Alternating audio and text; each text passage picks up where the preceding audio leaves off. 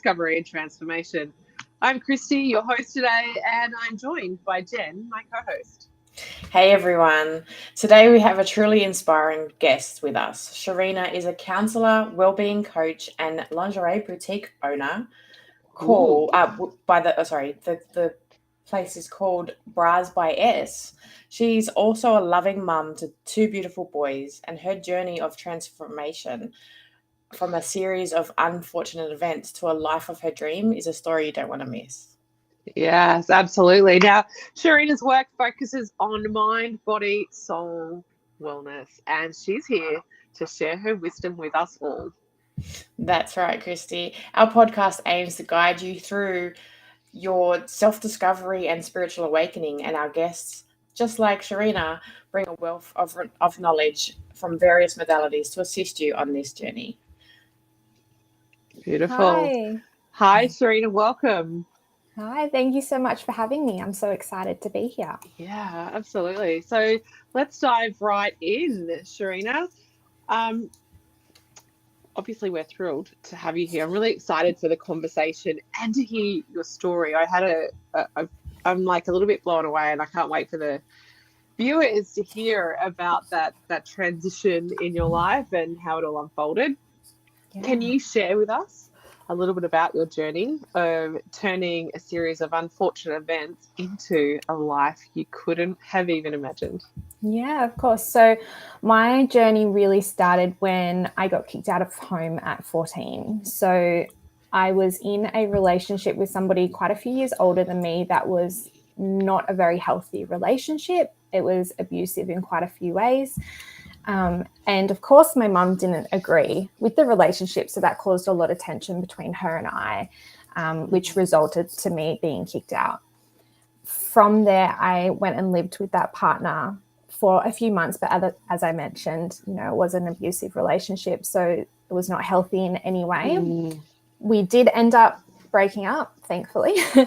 And from there, I went and stayed with my brother for another couple of months. And then I lived on my own completely. So at about 15 years old, I signed my first lease, just privately for a little townhouse, like a room in a townhouse. And from there, at 15 years old, I still went to school. I had to work full-time at McDonald's. So school full-time, McDonald's full-time. And, I was 15. I was wanting to have fun and party. And I lived alone. So I drank a lot. All my friends came to my house. And it was I say all of this, but it was a really lonely time of my life. I've never felt more alone than that. And that loneliness and sadness of being in that situation turned to a lot of self-harming. And that self-harming was physically, as in I was physically harming myself. I was doing recreational drugs. I was drinking. I remember once at school, I took a water bottle that was filled with alcohol, and I was drinking in class at school. And I was just so empty. And then from there, at the age of 16, I tried to take my life. Didn't work, obviously, and I now refer to that as my greatest failure, and I'm very thankful that didn't work. But at the time, that was just another thing that went wrong in my life. Things kind of went along. I was doing counseling and things like that, and I graduated high school, not very well. I didn't have very good marks, but I did finish high school, and I went and got my first full-time job. The job I got was selling caravans. So I was a salesperson, and I earned quite good money doing that. I was very good at selling caravans, very random. And that job was very draining. It was not a healthy workplace. My boss wasn't very supportive in any way. And I was still in that really lonely and sad time of my life. I hadn't really gotten out of that. It's just my circumstances changed and I wasn't at school anymore. And then in Newcastle here, we had a big storm, and I woke up one morning and there was water running down all of the walls of my house. And I thought, oh, here we go. So I just packed a few things, went to a friend's for the day and the night. And when I came back home yesterday, my roof had come off of my house. And that's not a metaphor. You literally looked up and it was the sky. So I had lost everything that I had worked for on my own since the age of 15. I did manage to get some things like a few bags of clothes and shoes, but all my furniture, my TV, everything that I had saved up for since I was 15 was gone. From there, I wish that was the end, but it's not. From there, my real estate was amazing. They got me into a new place within a couple of days. They were incredible, but I didn't have insurance, so I didn't have furniture or anything like that. I had a lot of people that I worked with at the time. They all put in, and I got like a big envelope of money, which was so beautiful. It got me a bed and it got me a new lounge. So that was really lovely. And then in 2016, which was about a year later, I was in a car accident. So I was driving home from work and somebody didn't give way when they should have, and that caused them to T-bone my car. At the time of the accident, I walked away and I did think that everything was all okay. You know, my car wasn't okay, but I thought that I was okay. And the next day I went into work and my back hurt. And my manager said to me, oh, you should go get that checked out just to be sure everything's okay. And I never went back to work at that job again. So it turned out I had tore pretty much every muscle in my back, and I had slipped 2 of my discs. I was put on bed rest for 3 months, and I wasn't allowed to work for a year. So during that year, I lost my job because I wasn't able to work. I lost lots of friends because I wasn't able to go out and party and do everything that a 21-year-old would do. I lost every sense of purpose and my sanity. I had just lost so much. And that was really the beginning of my journey. That's when I started studying to be a counselor and be a coach and do the work that I now do. After that 12 months, it was a very dark 12 months. And then I just woke up one day and I thought, I'm tired. I'm tired of being the victim. I'm tired of these things happening to me. I'm done with it. And that's really what ended that whole journey for me and started this new life where now I'm not a victim anymore. My life really, I completely redefined everything about me and about my life. And now I'm a mum of 2 beautiful boys. I have 2 amazing businesses. I'm happy. I'm healthy. I'm engaged. I'm in a really great place in my life. And if I go back 12, 13 years ago, I didn't even think I would be alive this long. Yeah.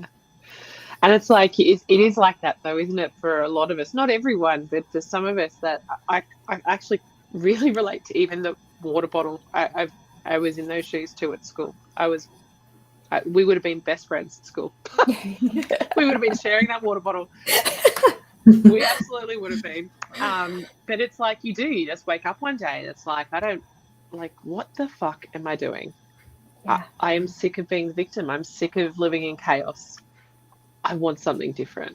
And that's often when we start to, and it's not like we go, oh, wow, and we're like living this new life. Like it takes work to get there. But it's like the second you wake up, the second you have that realization, it's almost like, everything was always there for you to see before.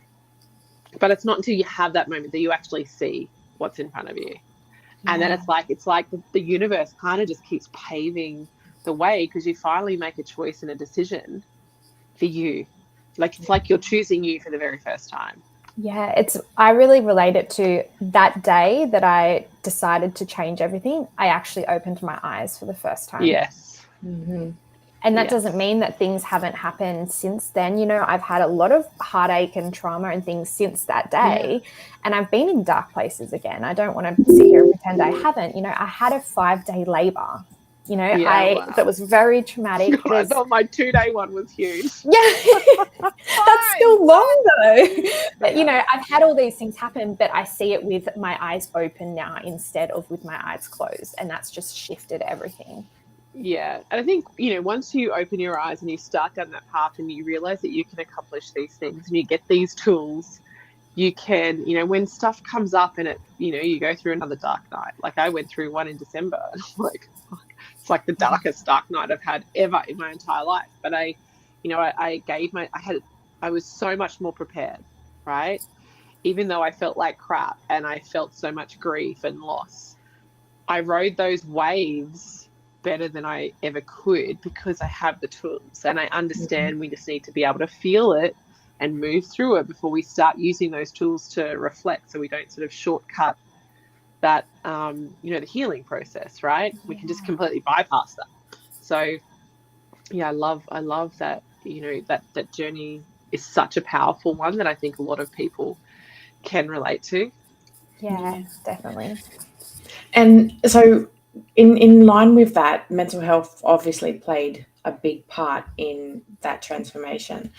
How do you and your business support mental health with mind, body, and soul wellness? Like any practical tips for our listeners? Yeah, sure. So as you guys mentioned, I do look at the whole body, so not just the mind, body, and soul. And I think that that's where a lot of people get, it's like they're missing key parts and they're just looking at, say, the body or just the mind. So many people miss the soul part of it altogether, but people don't look at it all, like all three levels. So with my work and with clients, and even for myself, what we really need to do is we need to start at the absolute basics, which is supporting our physical health. So, are you drinking enough water? Are you eating foods that are supporting you, and how often are you eating? Are you sleeping enough? How good is your sleep? Are you moving your body? Are you getting sunshine, fresh air? All these things that we know, we were taught them, we hear them, we read them, we know it, but for some reason we just don't prioritize it. And all of those things, there are thousands of studies connecting that to our mental health and well-being. So just drinking water alone can lessen anxiety, and there's studies proving that. Yeah. I used to suffer, I suffer anxiety. It's not something that is sort of in my world. I have, like, when I experience it, it's more of a sensation that I feel. I know that it's not my mind. It used to be my mind and my body. Now it's sometimes just sensations. But actually, when I think about it, it's when I haven't had a good night's sleep and I haven't drunk enough water the day before. And I notice that everything feels quite tired inside. Yeah, exactly. So if we start by supporting our physical health, that's going to support our mental health. And then I think when you start at the basics, and that's why I call it the basics, because it's not overwhelming. Just drink more water, eat food that you know is good for you. And I'm not saying that you can't have food that's bad, and I don't think any food's really bad, but find a balance that's healthy for you and your lifestyle. Yeah. And then I think, sorry. No, go continue. I was just going to say, I think from there, the next step is really based on, personal circumstances and what's coming up. But that could be things like going to therapy, going to coaching. It could be getting Reiki and energy healing. It's really, then that's where it gets really personal. But if anyone's listening, that's where I want you to start. Look at the basics of your health and then go from there. Yeah. And like approach it with a holistic approach of mind, body, and soul, not just mind or body or soul. Yes, very important. And I think so many people underestimate how powerful water is for us. It's not only good for our bodies, but it actually helps us cleanse. It helps us to channel. Like, that's the whole reason why they use water in, ceremonies and baptisms and all that kind of stuff, because it's pure and it's from the earth, you know what I mean? Like, it's from source. Yeah, it holds energy. 100%. Love that. Beautiful. So self-love and self-care are like absolutely essential. How do we go beyond the surface level of embracing healing and boundaries? Yeah, sure. So both are so important. I think we all need to prioritize them. And don't get me wrong, I love a bubble bath. I love a massage, facials, all the things. I support them and hope you do them. But I do think we need to go a lot deeper with our self-care. And I think that an issue that's happening right now is people talk about all of that fluffy self-care, like the bubble baths and things I just mentioned, when really self-care is more looking at things like setting boundaries. It's saying no to things. It's healing traumas. It's something that we need to go so much deeper. And I think it's a practice that is going to get easier over time for people once you start. But each day, just wake up and ask yourself, what do you need that day? Yeah. It can be that simple. Maybe it's to sleep a little bit longer. Maybe it's you do need more water. Mhm. Maybe it's just skip the gym or skip the family dinner. It's really just about asking yourself what you need and then listening and honoring that and trusting whatever comes through. Yeah. Do I need to be around these toxic people today? Yes. Are they serving me anymore? I'm a massive advocate for saying no. Like, no is one of the highest forms of self-care. And so many, especially women, you know, we play these roles, we have these masks, and we start identifying as them rather than who we truly are in the world, right? The roles, I call them. And so many women, I don't know about you, but they come across, you know, my field, they're just saying yes to everyone. They're like, oh my God, what if I said, like, how could I say no? I'll let them down. I'm like, they're just coming to you because you say yes all the time. Like, you are the first person that comes to mind when anyone has anything to be done, because you're going to say yes. It's just a natural instinct. Start saying no, and you're going to start seeing that they will still get shit done without you. Like, you know, and obviously there's, you know, and I totally get this part. There's an underlying reason why because we're actually getting, when we're saying yes, we're getting something out of that, right? And when we start to understand that and do the healing, that's self-care. I love the bubble bath, like you said. I love the bubble baths and, like, you know, the massages and all that. And I think that is essential, but it's essential to support the deeper forms of self-care. Yes. Yeah. It's like the little rewards. So they're the self-care rewards. Yeah, definitely. Both so important. But I think saying no is something that as women is really hard for us. And I actually did a workshop last week on the good girl. And it's like, how do you show up as the good daughter, the good employee, the good mother, all these good archetypes. Whereas what if we just said, like, fuck that? Yes. Fuck that. Right. And Be the rebellious one. Yes, exactly. Let go of the good girl. Do it yourself. Just don't answer the phone anymore. Right. Yeah. So I say, if you have trouble saying no, find another way to say no without saying no. Like, just say, let me check my calendar. Actually, I put something on that day. They don't need to know your calendar's empty. They don't need to know that you've got a date with, like, you don't have to make excuses for your no. Just say, sorry, I'm unavailable. Yeah. And you can sit there and have a date with Netflix for all I care. Like, just start saying no. Find other ways to say it. Or can I get back to you on that? They're not going to come back and say, hey, about that thing. They'll have already found someone else. Yeah. Exactly. And no is a full sentence. Yes. Yeah. 100%. Yeah. So with like self-love, obviously, is a really big, it's played a big part in my journey as well. I'm a massive advocate for it. How do you practice self-love and self-care, like individually?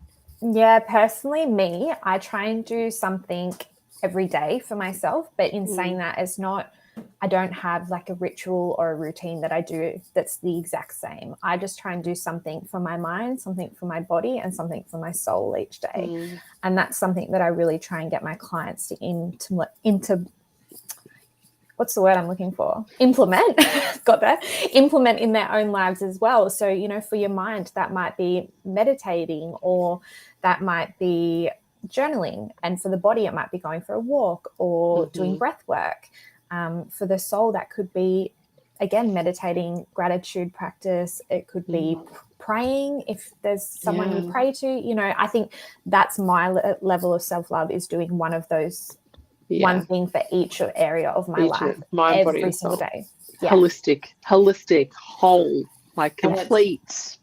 And it's so simple too. Like, that's easy to remember, right? Mind, body, soul. Have I done my mind today? Have I done my body today? What about my soul?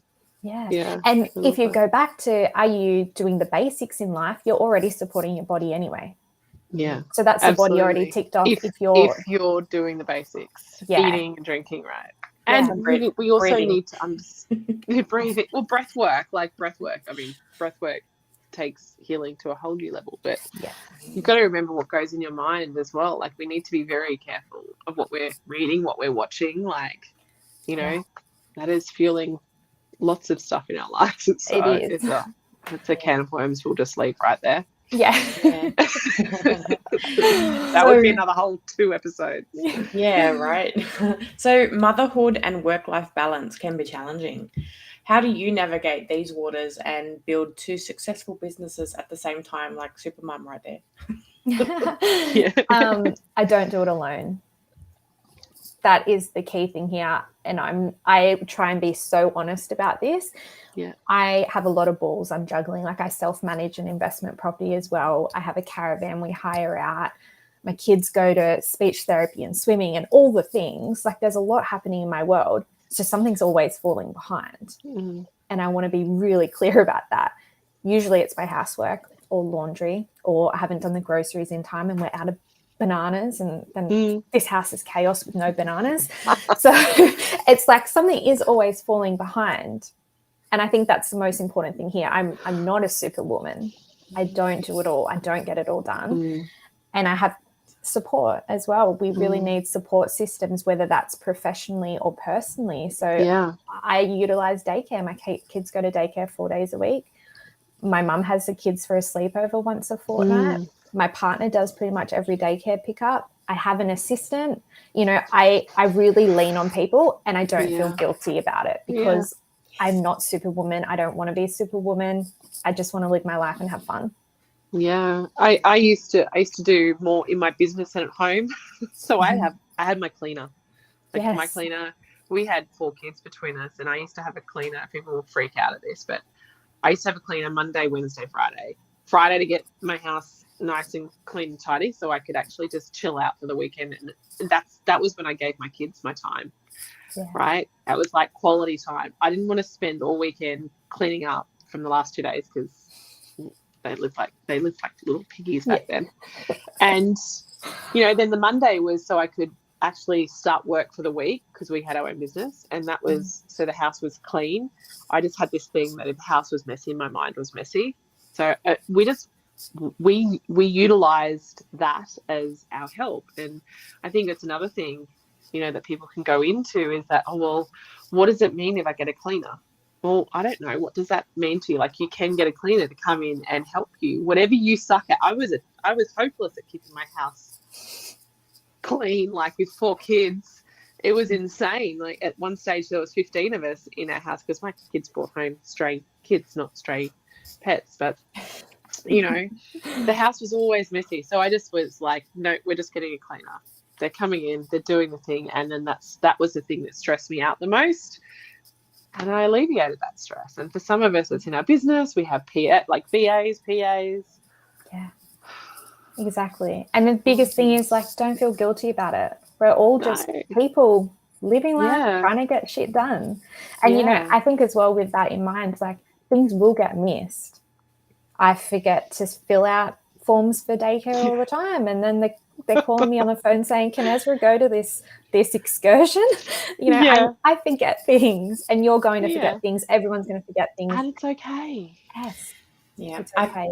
I think we've also got to take away this whole thought process of perfection.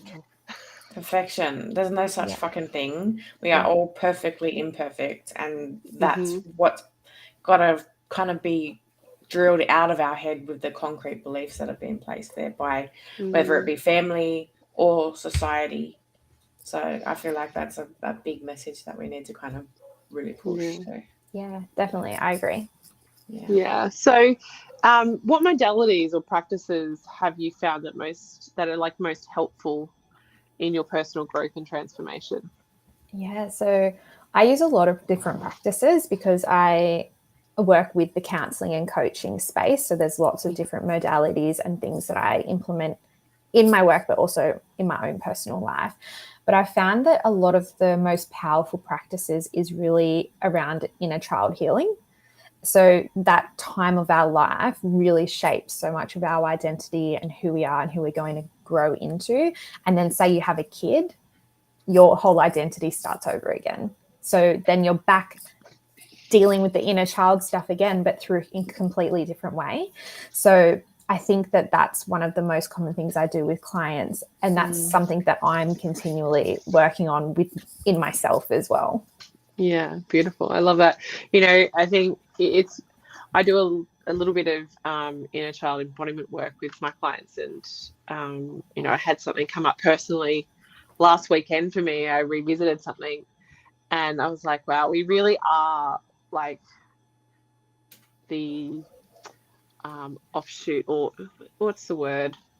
We're like a byproduct, literally, of our parents' programming, Yeah. right? And if we do the inner child work, that's that's getting to the root of most, not all, but would you say the majority of Yes. our conditioning? Yeah, definitely. I have clients, they come to me with X problem, and I say, okay, let's talk about when you're a kid. And they don't really get it, but then we spend 15 minutes talking about their childhood and maybe the way their parents behaved and acted around them. And there's all these dots connected. It all makes sense. And then from there, you work on healing and rewriting that story for yourself. Yeah, beautiful. I think too with that, it's like when we're kids, we're told we have to be a certain way, right? But then as we step into adulthood, we're the magical big people, and we get to rewrite our stories and make the rules. So we can shift and change them. It doesn't have to stay the same. Yeah, exactly. Absolutely. Donna has just asked a question. What are modalities? Donna's new to the spiritual space, and she's curious about what modalities are. Are you asking me? Do you want me to Yeah. answer? Yes. So, how do you answer this? I would say modalities are just different ways of working for me. So for me, modalities would be different ways of working with the mind, with the body, and then with the soul. So it's like, just what you're going to do, how you're going to work on that area of your life. Would that be how you guys explain that too? Yeah, I would. Yeah, definitely. And they're just different tools that we can use. So Reiki is a modality. Meditation is a modality. Yoga is a modality. Yeah. Theta healing is a modality. Readings. Akashic records, embodiment. Talk therapy. That alone is a modality too. Yeah. And there's so many different modalities. And we were just having this discussion with the lady that we just interviewed prior to here, Claire Gorman, and we asked her. I'll ask you this question too, because I hadn't thought about this question, but when someone is looking to work with someone to help them through whatever it is they're going through, often when people are having an awakening, they're having a real there's a catalyst in their life and something that they're working with. What would be one tip of guidance would you suggest for them to take on board when they're choosing someone to work with? Trust your intuition. I think that is the most important thing. You'll know when you know. If you talk to somebody and something just feels off, don't do it. And that includes me. Like if anyone wants to work with me here and you have a conversation with me and you just don't, I say something that really, you sit back and you're like, oh no, then I'm not your person. And that's okay. Yeah. There is somebody out there that's going to be your person. So just trust your gut and your intuition and follow that. And again, trust you, ask yourself, check in with you first and follow that. Now, our audience are majority of people that are women, usually going through a spiritual awakening. How can they better understand what's happening to them and help find their true selves? Yeah. Don't hate me for my answer, but again, ask your mind, ask your body, ask your soul, and listen to the answers. And when I say ask yourself, I want you to actually close your eyes and say to your mind, okay, mind, why is this happening? What can I do to support myself? And then ask your body and ask your soul. This is a practice that I actually learned from Cassie Mendoza Jones. And it's literally checking in, and you find that your mind has a lot of answers. It gives you a to-do list. It gives you a checklist, all these things you need to go and do. But then you drop into your body, and it could be something really simple, one sentence, and your soul's even simpler. Because your mind is the chatter, and when you're dropping into your body and your soul, that's where you get your clarity and your answers. Yeah. The way I like to do it is when it's like you ask yourself the question, like, is my name Jen? And you feel how that answer feels in your body. And then you practice with yeses and then versus no's. And then you can kind of get to know what a yes feels like, what a no feels like in your body. And that can really speak to you and help you with your intuition as well. Yeah, definitely. And if you're really struggling with it, there's so many beautiful tools you can go and use as well. Like you could learn muscle testing, you could use oracle cards, or I recently bought a crystal pendulum and I'm loving that. So there's so many beautiful little tools and things that you can buy and I utilize. love my pendulums. Love my pendulum. And there's tools that you can utilize, and you can overuse them when you start relying on things outside of yourself. So I think the tools are there. I think it's important to sort of preface this with the tools are there to empower you, to remind you, to teach you and guide you, to look inwards and then start understanding what that feels like for you inside of you. Yeah, definitely. They're like a supplement. You're going to supplement with those when you need to, but that's why I want you to start just trusting yourself. Yeah, tuning in. Asking the question. You know, you're teaching, as a psychic development coach, what you just explained about checking in with the mind and the body and the soul, that's channeling, and that's using all of your clairsenses. Oh, okay, cool. I didn't know that. Lovely. I'm training a whole new generation. You are. And they don't even know it. That's awesome. Beautiful. So can you share some insights into the importance of prioritizing ourselves and saying no? So just revisiting that, saying no. Can you sort of share with us the importance of that and the impact it can have on our lives? Yeah, for sure. So important. It has the biggest impact on our life. And like we touched on earlier, if you're saying yes all the time, you're going to be the person everyone comes to. Yes. And there's a quote that I'm sure we've all heard that is, if you say yes to something, you're saying no to something else. We can't be everything to we can't be everything to everyone. So we need to get comfortable in saying no and choosing ourselves and choosing what's important to us. So what is important to you? Is it important to you to have that family dinner that night, or is it more important to you to go to bed early because you're tired? And it's not going to feel comfortable at all to start with. So don't wait for it to feel comfortable to say no. Start actually being okay with being uncomfortable. Yeah. And that's like, to me, I talk about meeting edges, and it's like you meet that edge and you feel uncomfortable. But if you just allow yourself to stay in that uncomfortability for a bit, you get to the other side and it becomes comfortable. But so often we kind of hit that wall and bounce back into what we know. And it's like, if you just stay in it long enough, and then all of a sudden, like, those no's become comfortable and you're like, yep, unwavering no. It's okay, I trust that. And if it's really difficult for you, practice on easy people. Practice on the person at the supermarket.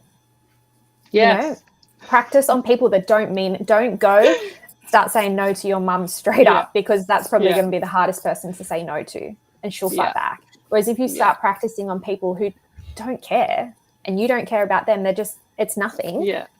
Then that's easier. Yeah. It's like, go to the shop. Can I help you today? No, thank you. Just keep, like, be polite about it. Yeah. But notice how that's going to probably, if you're not used to even saying no to the shop lady that comes up to offer you assistance, and you like feel like you go into this awkward conversation and just blurt out your whole life, notice, I've been there, right? Notice the uncomfortability of just saying no to her. Say it politely and just be with that uncomfortability, right? Yeah, and, exactly. And it gets easier too, because I remember I used to be that person where you'd be walking through the shopping centre and those people stand at those stores and you don't make eye contact and you're walking away. Like, now I'm just like straight up, nah, I'm all good, thank you. I've got to go. I've got to run, you know. Yeah, I love that. So what about women or people that are trying to find purpose and direction, or might be feeling a little bit lost during their spiritual awakening? What advice, or like, where would you say to start for them if they're feeling a little bit lost? I think start by checking in with yourself again. Yeah. My answer's the same for all of these, but it's so really do. We start have the listening to your intuition. Yeah, we have the answers. We have the clarity, the guidance, the support, whatever you want to call it. You hold all of that within you. It's just about tuning in and honoring that part of yourself and those answers. Because really, I know this from experience personally with my clients. I see it with everyone around me. You have the answers, but are you listening to the answers? Yes. Yeah, I think, one thing that I get in this journey with my clients is so many of them say, but how do I listen? What do I hear for? Because they've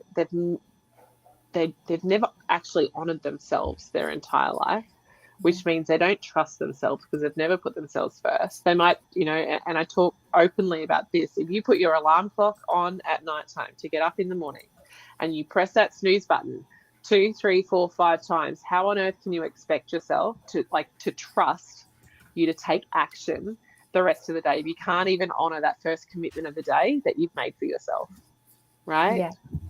So Yeah. just start committing to yourself, start leaning in, acknowledging, and slowly that trust starts to rebuild, and you do hear that guidance. Yeah, and also start small. Don't go and make these huge goals and promises to yourself that there's no hope you're keeping. No, setting you need up to start yourself small. for failure.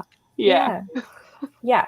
So once you finish listening to this, your one goal is to drink more water, and Yes, then build that's from it. there. Go from there. Yeah.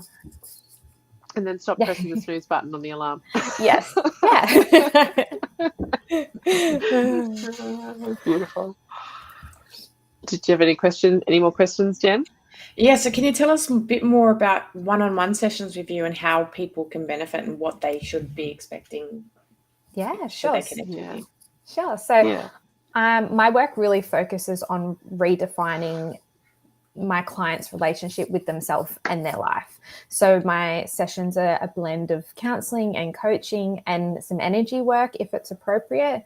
And I use tools and techniques from all of these spaces because I've found that when we mix all of these things together, that's when you get that whole body wellness and mental state that we really, I guess, are aiming for. So when we're looking at the whole body approach, which is the mind, body, and soul, we're really able to go a lot deeper, which is where a lot of other practitioners might be missing the mark a little bit because, for example, a lot of counselors just look at the mind. And then there's people like PTs and nutritionists and that sort of thing. They just look at the body. Yeah, so you really want to be able to mix all three together, and that's where you're able to heal and get to a really peaceful, mindful state, which is really that's what we all want. Yeah. Yes. And I think it's important when looking for a practitioner to see what other, this is the modalities, right? Are they just a counsellor, or do they have other modalities to support them? What, like you've spoken about a few different tools and stuff, like you studied counselling. What other things do you pull upon in your practice? Modalities, so to speak. Yeah. So depending on the client, so some clients don't like to go too spiritual. Depending on my client, I do check in with them in our first session to see what they're, I guess, into per se. Yeah. And I do use tools like oracle cards. I'm certified in Reiki. I can do distance Reiki, so sometimes that's appropriate. A lot of my work is about, I guess, talking though. We do a lot of talking, and then there's visualizations. The other week I'm not a business coach, but I do talk to my clients if they have businesses and something comes up. And she was feeling a really big block in her business. So we actually did an exercise where she closed down her eyes. Essentially, she brought her business into the room. We found the block, we cleared the block, and then she walked away with her next steps as to what to do next. Beautiful. So it really is based on the client, what they want incorporated into their sessions. But I've got like this big bag of goodies. I use essential oils and all sorts of things. Yeah.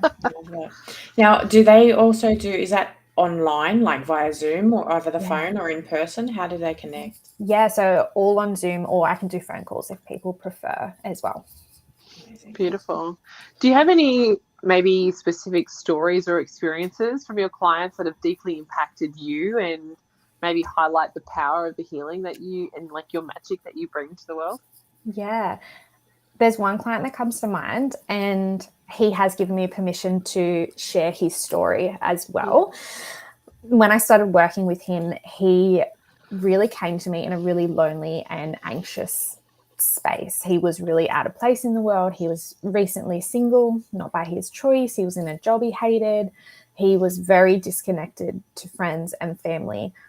And we worked together for 6 months with weekly sessions, and we completely shifted the basics for him. So again, we looked at the water, the food, the exercise, movement, all of that, we had to rewrite that entire program for him because he was missing quite a few things there. And then we focused on a lot of his internal stories. So he had stories on relationships, a lot of stories from his childhood, of course, society's expectations, things around age because he was older. We did a lot of inner child healing and nervous system work. When we finished our time together, he was happily engaged. He had bought a new house. He had set a lot of boundaries in place with his family that were very, very needed. He had a new job and he was on the way to making new friendships and strengthening the friendships that he didn't have. So when I say I help my clients to redefine their relationship to themselves and to their life, he is picture perfect client as to what happened. He completely shifted everything. And now he's in a much happier, healthier, and, thriving state.